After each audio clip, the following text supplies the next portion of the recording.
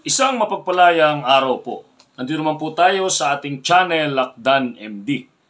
Matapos po nating talakayin ang nilalaman ng Rule 113, tayo naman po, tatalakayin naman po natin ngayon yung ilang mga provision ng Rule 53 ng Republic Act 11917 o yung tinatawag na Private Security Services Industry Act. Okay po? So ano po ba yung nilalaman yung ilang mga provision under ng Rule 53? Ito po yung powers, duties, and responsibilities of security professionals. Na kung saan, yung mga ilang provision po rito ay naglalaman ng mga may kinalaman sa pag-aresto ng isang suspect o ng isang suspected criminal. No? Ano ba yung dapat gawin ng isang security professionals? Okay. Dito po sa Section 240, no? Section 240, no? ng Rule 53 ng Republic Act 11917. Nakasaad po rito yung tinatawag na effecting warrantless search. No? So, automatic po yan. Tayong mga security professionals, no? Pag meron po tayong na-apprehend o na-arrestong mga suspected criminals or suspects, no? So, pwede po tayong mag-effect o magsagawa ng tinatawag na warrantless search. Alinsunod po sa nilalaman ng Section 240, no, ng Rule 53 ng Republic Act 11917. Okay? So, para po sa kaalaman po ng lahat, hindi po illegal ito, no? So, ito po, babasahin po natin yung nilalaman ng provision na ito. Section 240, effecting warrantless search. Okay? So, any security professional may, incidental to arrest, search the person so arrested for illegal weapon or contraband. Diba? So, for illegal weapon or contraband. Okay? In the presence of at least 2 witnesses. Okay? So, pwede po nating i-search yung isang suspect. No? Let's say, lalong-lalo na kung yan ay nangyari under your area of responsibility. Diba? Nag-duty ka sa isang pabrika, sa isang warehouse, sa isang bangko, sa isang retail establishment, or saan mang establishment, no? Ang nasangkot, lalong-lalo na kung empleyado yan. So, pwede po natin yang i-search, no? Kung yan naman po ay mga kawatan, mga shoplifter, ay pwede rin po, no? So, sabi rito, at least in the presence of at least 2 witnesses. Napakaliwanag po niyan. Okay. Likewise, a security professional may also, no, conduct searches without warrant to employees of the person, firm, or establishment where he or she is posted or his or her agency has a security service contract when such search is required, no?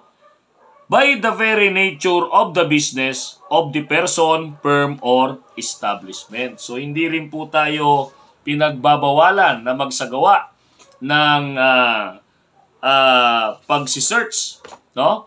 Pag-inspeksyon, no? Lalo na kung nire-require, no, ng establishment, no, ng management na pinagjujutihan po natin. Okay.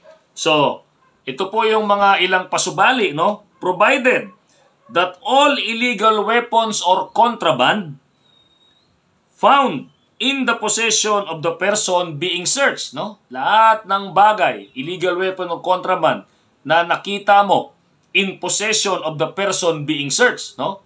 No? Dun sa suspect, shall be immediately turned over together with the arrested person to the nearest police station or police officer in the area for proper disposition.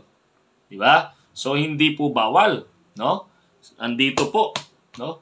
So, nakasaad po sa batas, no?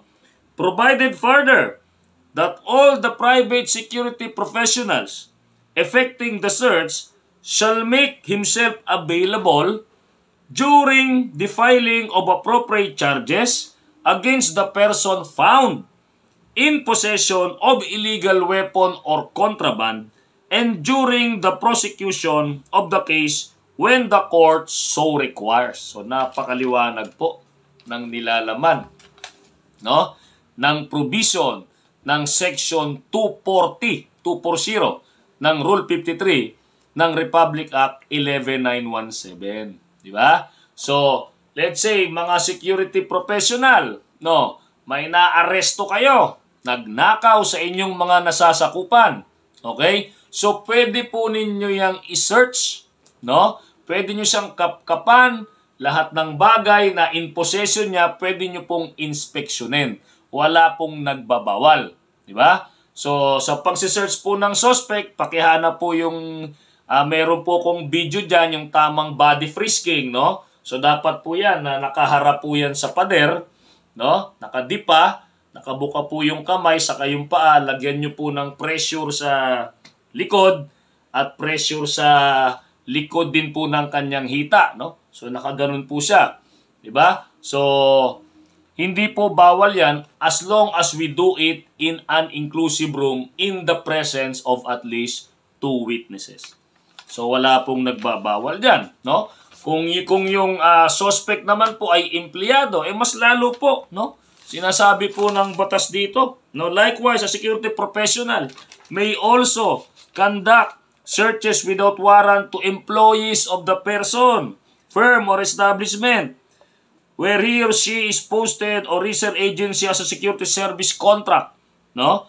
When such search is required by the very nature of the business of the person. Di ba? Sabi ng management, mag-inspection ka, mag-body frisking ka. So, pwede po.